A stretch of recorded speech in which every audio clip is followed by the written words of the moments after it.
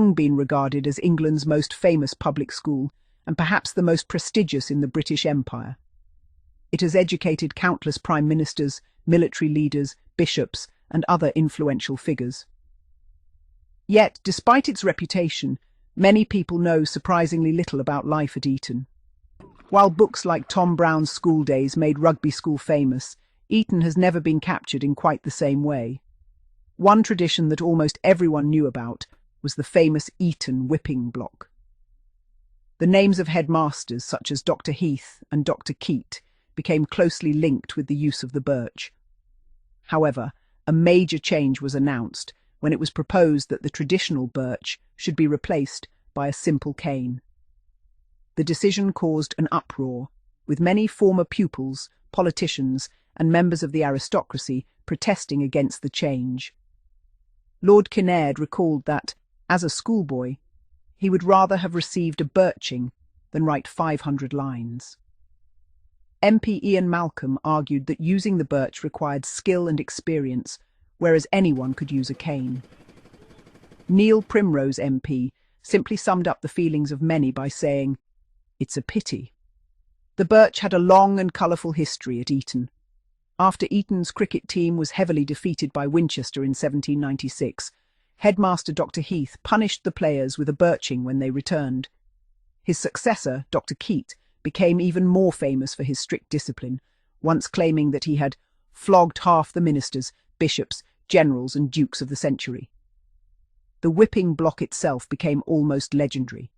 In 1783, angry pupils destroyed it after a dispute with the headmaster, breaking it into pieces with hot pokers. Many fragments were kept as souvenirs, and one still survives at Gordon Castle. A second famous theft took place in 1836. 3 former Eton pupils, including the Marquis of Waterford, secretly entered the school at night, removed the whipping block and its supply of birches, and carried them away to London. Small silver-mounted snuff boxes were later made from the wood and sent to the provost and headmaster. The block eventually found a permanent home at Curramore, the Waterford family's Irish estate.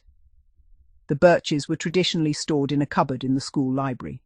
When a boy was sentenced to a birching, he climbed the narrow staircase with the headmaster, 2 senior boys, and 2 younger pupils, whose role was to hold him still during the punishment. Replacing the birch with the cane brought this long-standing ceremony to an end. Some people believed that the cane lacked the tradition and symbolism of the birch. They argued that it was simply another punishment, whereas the birch represented a unique part of Eton's identity.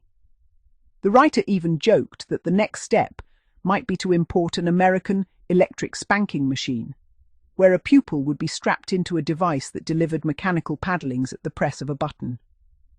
Not every story connected with the whipping block was serious.